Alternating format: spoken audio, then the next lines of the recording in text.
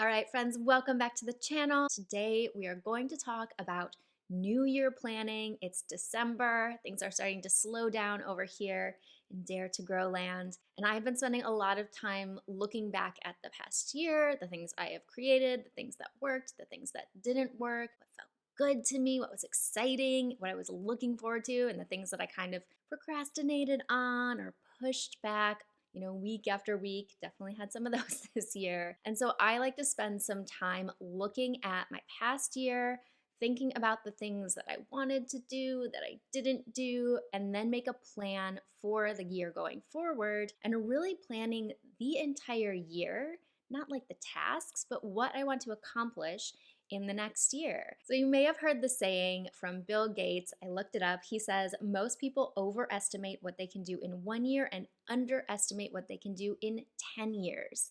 So you might be planting some seeds that you maybe won't see happen in 1 year, but that could be something that could create an amazing outcome for you in 5 years, 10 years. Think about what you want to accomplish in this next year, not just for 2023 or whatever year it is that you're watching this, but also what seeds are you going to be planting for those next 2, 3, 5, 10 years that you can start with today. So I have 5 questions for you. Get out your journal. You know I love some journaling, and we are going to go through these today. And these are the questions that I'm asking myself when I'm looking at my business and what I want to accomplish over the next 12 months. Hazel's in the background chewing on her foot, distracting and cute as usual. My podcast listeners cannot see the ridiculousness of this dog. Okay, question number 1 is most important. Where did you get the most customers, clients, sales? Where did all of that stuff come from? So often when I work with new clients or people come into the Dare to Grow membership, the first thing I ask them is, where do your clients and customers come from? Are they finding you on Instagram, social media somewhere? Is it through Pinterest or SEO coming to your website? Are they downloading a freebie or watching a webinar and then coming onto your email list? So figuring out where people come from is going to be the number one thing that you need to do, because that will tell you exactly where to put your time, your money, your energy for the coming year. If it already worked once, it will totally work again. So find those places that people are coming through. So when I'm looking for where my customers come from or my clients, I'm gonna go into my email list first and find that person's username and then see what email they clicked on or what sequence they were inside of before they made that purchase. Now, if you don't have people coming through your email list, you could also create a survey. So when people come into the membership, one of the first things I ask them to do is fill out a form. I think it's set up in Airtable. Pretty sure it's set up in Airtable, but you could also use Google Forms, Typeforms. There are lots of options for that. And in that form, I'm asking them why they decided to join the membership, what are they working on, and where did they find me? Where did they last hear from me before they decided to hit that buy now button? The other thing that really helps to figure out where people are coming from before they purchase or hire you is to set up a funnel. So if you have a free webinar or a free checklist on your website, that is a really good indicator of where people are coming from if most of your clients or customers come through that funnel. That makes it really obvious. And then as you're looking at the places people are coming from, how can you improve that to make it more like slippery? We want to remove all of the friction that is going to happen. So do they have to click 18 different things to get to that buy now button?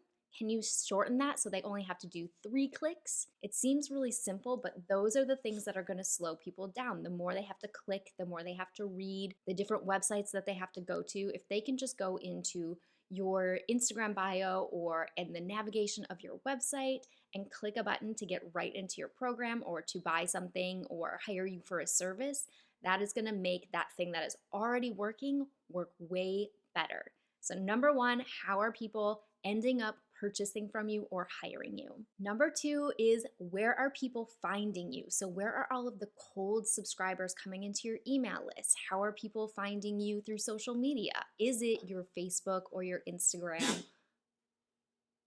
Puppy sneeze. Or are they coming through Pinterest and coming through your blog post? Maybe they're finding you on YouTube or on a podcast. So where are you bringing people into your audience, into your community, and how are you warming them up? Again, figuring out the things that are already working for you is going to save you so much time and energy because you're not having to Start from scratch every year with a brand new plan. Figure out what is working already and just do more of that. You don't always have to add on extra things if your plan is already working, even if it's only working a little bit. Instead of saying, that worked, now let's try something else, try to make that thing better. So you want to look at stats for your content, for social media, your emails, any sort of long form content like YouTube or a podcast, freebies or workshops, or maybe you are on a bunch of podcasts. Maybe you got interviewed for a web series. One of the things that really helps me with this is to have a spreadsheet where I track all of these numbers year round so that when it comes to the end of the year, all I have to do is go back through that spreadsheet and look at where my numbers grew. We're making this easy on ourselves by looking at the data first. Number 3 is going to be, what did you actually enjoy doing? What projects were you like excited, jumping out of bed in the morning, ready to work on? What felt good to you? Does making video feel good? Does writing feel good? Does Instagram feel good? I mean, for me in the past year, Instagram has felt not good. And that's why you're not seeing me spend a ton of time over there. That's why I'm putting more time into YouTube, more time into the podcast. And when I started the YouTube channel, we talked about that I had previously done this and made it way harder on myself with lighting, and I had my fancy camera. So this was something that I made easier from a past experience. And now that I'm doing this, I really enjoy it. It's easier for me to just sit down and talk to you guys for 10 to 20 minutes and then put that on YouTube, rather than writing out a whole script or doing all of the fancy, video stuff so that I can look like the big YouTubers. I'm not a big YouTuber right now, so we're just using the phone, and I've got my computer here with my notes on it. I'm making it easy on myself. If you have things that you really enjoyed that were kind of challenging, think about how you can make them easier. What do you need to delegate? What do you need to take out of that process to make it easier on yourself so that you can do it more consistently? Number 4 is, what do you need to stop? So what things did you just hate doing? What was a pain in the ass? What did you want to get it over and done with? What was one of those things that you were like, fuck, I just need to launch this and I'm never going to look at it again? That kind of stuff you can stop doing. Even if everybody else is saying, do a YouTube channel, do a podcast, Instagram is amazing, do Pinterest, you need a webinar, you need a freebie. If that stuff feels bad, it feels challenging, it feels icky, it's like, ugh, I don't want to do that. Are there other options? There are a million other options. Do the things that feel good to you, because your audience is going to know. If you're making a video and it feels horrible, they're going to be able to tell. Your physicality is going to show. It's going to show in your voice. It's going to show in your face.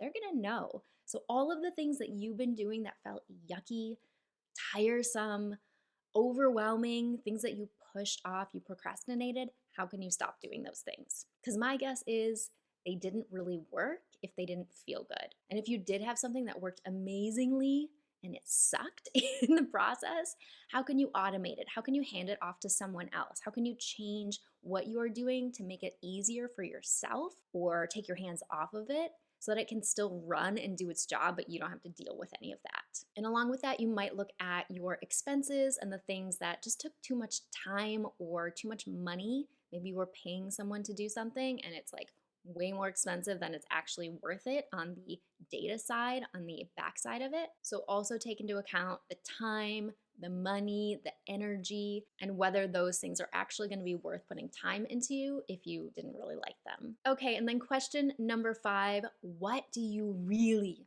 really want to do? I know you have something, that thing where you're like, I would love to do that someday. I see that other person doing it and it looks so fun. I see Sarah on her YouTube and she looks like she's having so much fun hanging out with her silly dog and just talking to people. If you are seeing other people do things, or you have this wish that you've been carrying, see how you can make it possible. Like I said at the beginning, maybe it's not possible this year or next year. Maybe it's going to be possible in 5 years or 10 years. You can start planting those seeds now. You can start going on stories or making little videos on your Facebook or going live with your clients or your customers to get you into a place where you feel comfortable doing a YouTube channel or doing a podcast. I could not talk for this long without screwing up, saying something weird, my hands are doing something, when I was starting out doing videos like this. And now I can talk for minutes at a time, which is amazing, but I had to do the shitty videos first. I had to be awkward. I had to get through that beginning part of it and just being terrible at it before I could get somewhere where I feel pretty confident putting this stuff online and not second guessing every single step. You can start to plant those seeds now for those big, crazy things that you think you might maybe want to do. I know that when I was starting my podcast, I was like, I think I want to do this. And I thought I wanted to do it for like 6 months before I actually put that out there and announced anything or even did anything toward the podcast. So start kind of like getting your wheels turning now on those big ideas, because one of the things I've discovered in running this business and creating lots of products is that nothing I've done has been so crazy difficult. When I first created my very, very first printed book, Badass Blog Planner, I had no idea what I was doing. I had no idea how to do anything off of the internet. I was like a blogger since I was a teenager, so having tangible physical products was not in my wheelhouse. And I just figured it out along the way. I went into the Amazon website, which is now called kdp.com, and it essentially walks you through the process.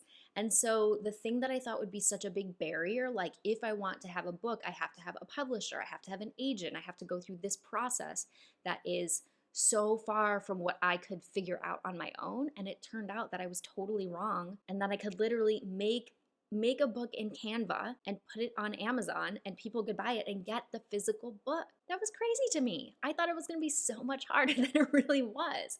So if you have a crazy idea, start looking into it, because it might not be as out of reach as you think. Just because other people are doing it and it looks like a big deal doesn't mean you can't just do a little part of it. Do a little deal. I didn't have to do like a publisher to do a book. I just like made something. My first book, I made it in Pages for Mac, and then I just kind of like figured it out as I went. You can do that too with anything. I've made a card deck. I've launched a YouTube channel, a podcast. I didn't know how to do any of that shit, and I just Googled the hell out of it. You can do it too. Or I have lots of trainings also. So I have the instructions if you want to do any of that stuff. But I want you to look into these crazy ideas of yours.